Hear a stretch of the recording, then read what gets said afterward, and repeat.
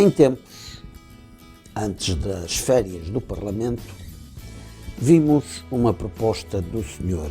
Dr. Correia de Campos, que foi várias vezes ministro e outras coisas que tais na área da saúde, ser indicado para o Conselho Económico e Social, para presidir esse órgão, que é um órgão que tem trabalhadores e empregadores e tem também representante do Estado. Ora, esse Conselho tem uma missão muito importante e exige ser representado por pessoas responsáveis. Este Correia de Campos tem fama já de partir cadeiras e fazer assim umas coisas mirabolantes. E como tal, eu divulguei aquilo que esse senhor escreveu nas suas confissões, porque de cada vez que ele saía do governo escrevia um livro. E num dos livros ele dava a nota de como suspendeu, e foi ele que suspendeu, o método de eleição do enfermeiro-diretor e do diretor clínico. Porquê? Porque eu, infelizmente, tenho que falar de mim, mas fui a pessoa indicada no tal livro porque o senhor, então ministro, não queria confrontar-se com a situação de lhe aparecer um sindicalista de gema, como é o caso, administrador de um hospital.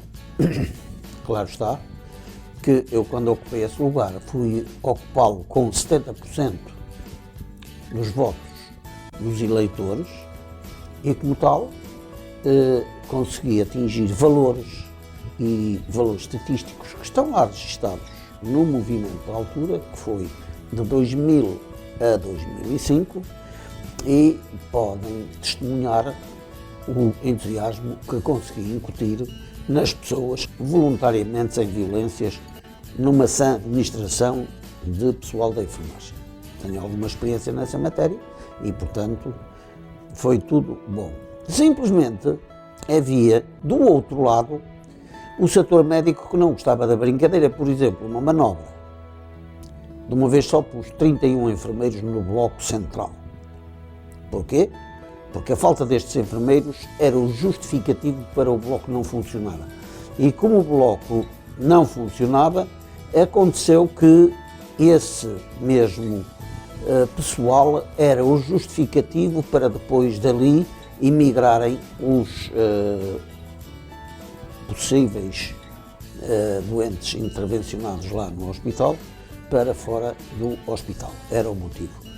E, portanto, esta foi apenas uma das manobras que eu fiz e que depois viria a dar até um processo disciplinar para o enfermeiro-chefe que colaborou comigo nessa altura e dessa forma. E claro está que conseguimos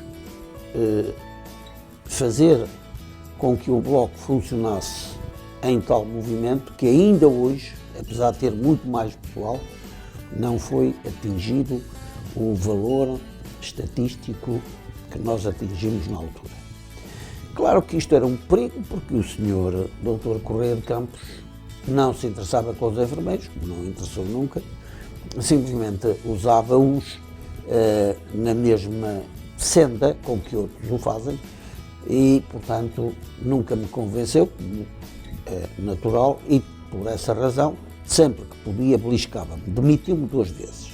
Claro que eu limitei-me a transmitir estas coisas e a lamentar que, tendo o Partido Socialista a missão de arranjar um candidato, desde o João Proença a outras pessoas, só para citar um nome que eu conheço bem e que tem muita experiência nesta matéria e tem alguma idoneidade sindical e moral e pessoal, acontece que qual é o motivo de porem um Correia de Campos que, de certeza absoluta, não vai fazer trabalho útil?